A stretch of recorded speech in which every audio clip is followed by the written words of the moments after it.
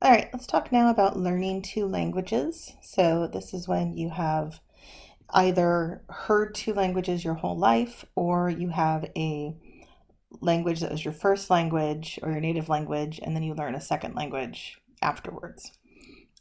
So, with bilingual development, we have a sensitive period during childhood.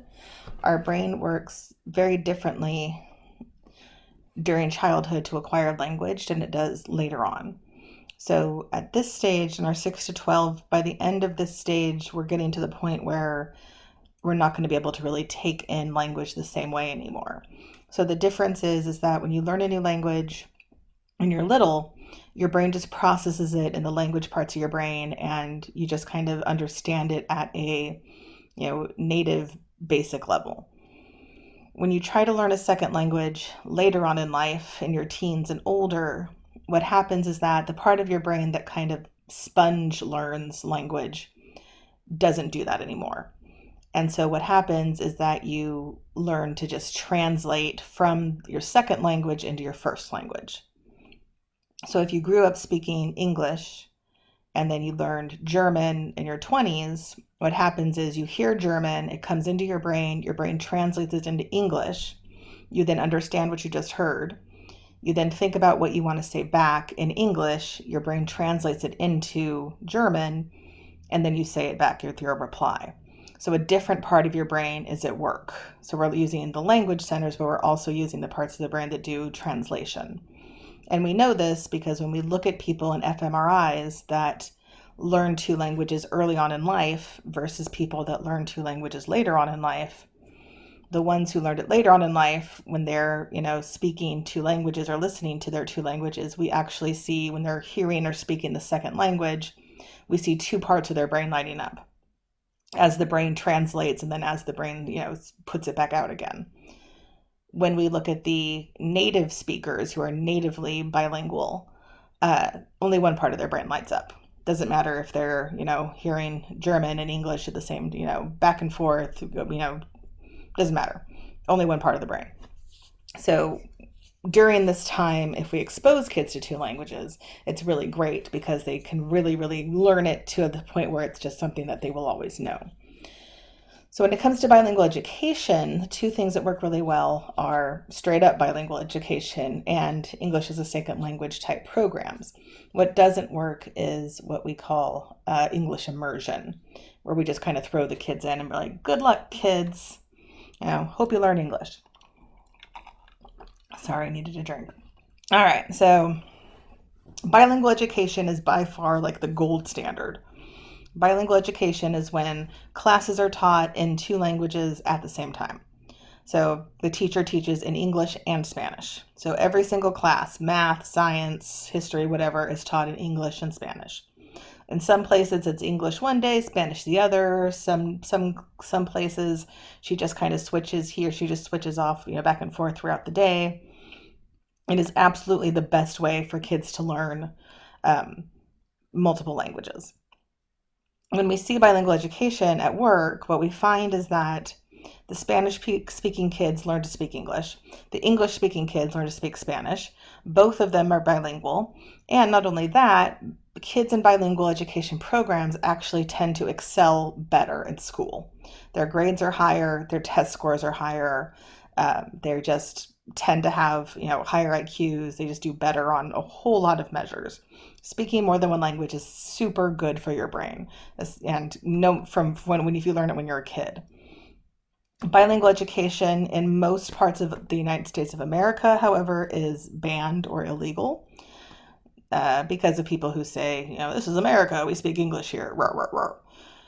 There are a few places that do have bilingual education here and there. It may just be one classroom where they do it, but we know it's great. If you want your kid to have bilingual education, you're going to have to send them to an international school. And here in our area, the only international schools that I know of are in Dallas, and they cost anywhere between $10,000 and $20,000 a year.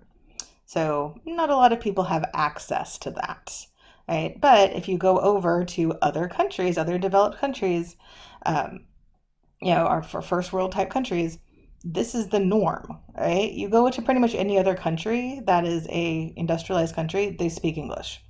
right? And they speak more than two languages usually, right? Kids in Canada usually speak French and English, right? Kids in Germany speak German, French, English, and usually like Swedish or something else, right? They are constantly, from the beginning, from kindergarten, are being taught more languages, and we don't do this.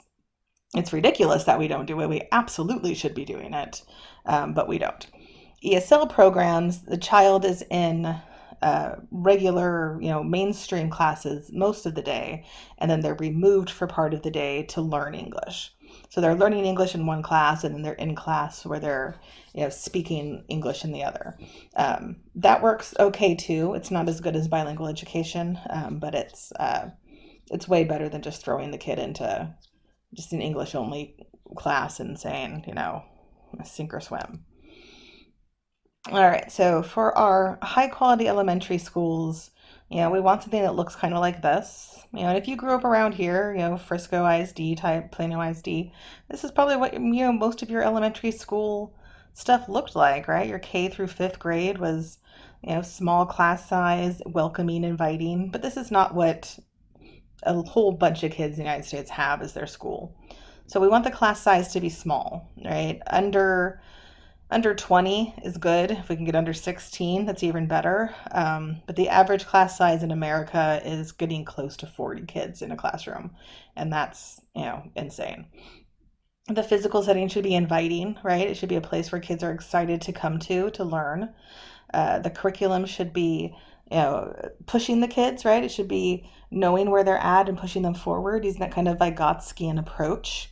There should be really a whole lot of student-teacher interactions. They should be positive.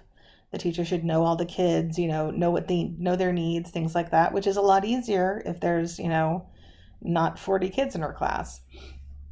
There should be an evaluation of progress, but we shouldn't base everything on it, right? Like the STAR test has put so much pressure on these kids.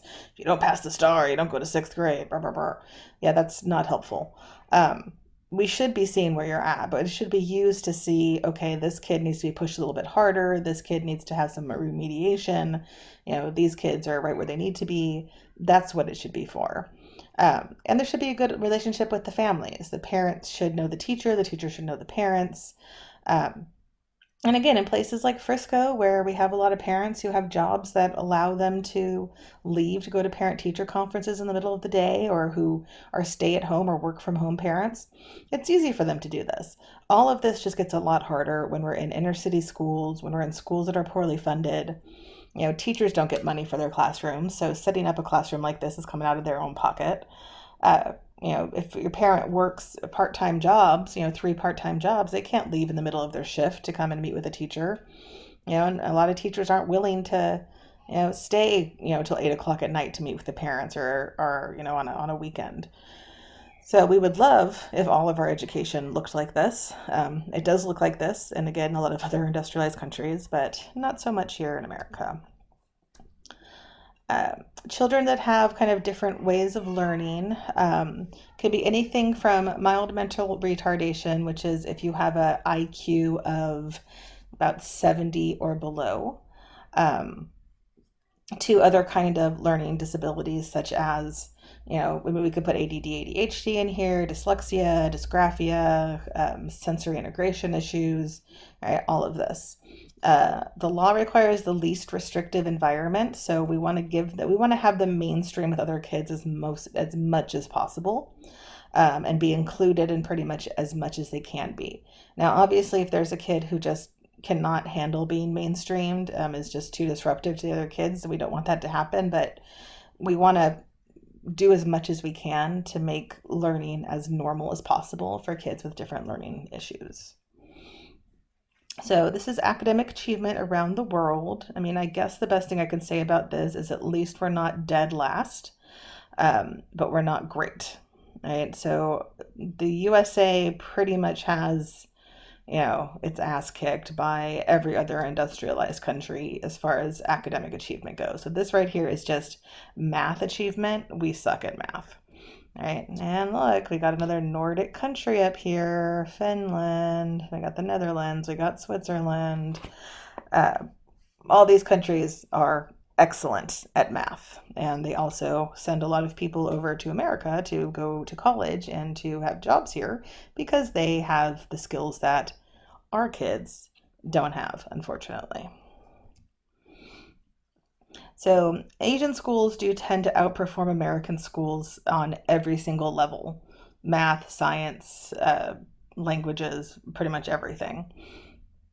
Asian schools, and this isn't every single Asian country and every single Asian school, it's mostly looking at China, Japan, South Korea. Um, there's a very big cultural valuing of academic achievement, right? As a culture, doing well academically is supported fully, right? It's a big deal. Think about, here we are in America where we still are just like, oh, nerds, right? It's like, oh, you think you're so much better than me with your college degree, blah, blah, blah. There's not that much of a cultural valuing of that good academic achievement. Do parents want their kids to do well? Most of the time, yeah, but it's not the same. There's a lot of emphasis on effort, right? Keep trying, keep doing it, do your best. If you're not doing your best, that's not good enough. Keep going, right? Don't give up. The belief in high quality education for all, right? And we do see this in not just Asian countries, but in most other countries that have more of a socialized education process where all the schools are pretty good and they have free education through college. There also is a lot more time devoted to instruction in a lot of Asian schools, especially in like Korea, Japan, China, where the kids are in school for a huge chunk of the day. Like they're usually in school from early in the morning until early evening. And a lot of times they also go to school on Saturday. Like school is their number one priority. And they're kicking our ass. These kids are learning and understanding, and they're having these kids get their degrees in the sciences, in the STEMs, right? Engineering. And we do not have as many students graduating with those degrees. And that is, hurting us as a nation. All right, we will start on chapter 10 in a minute.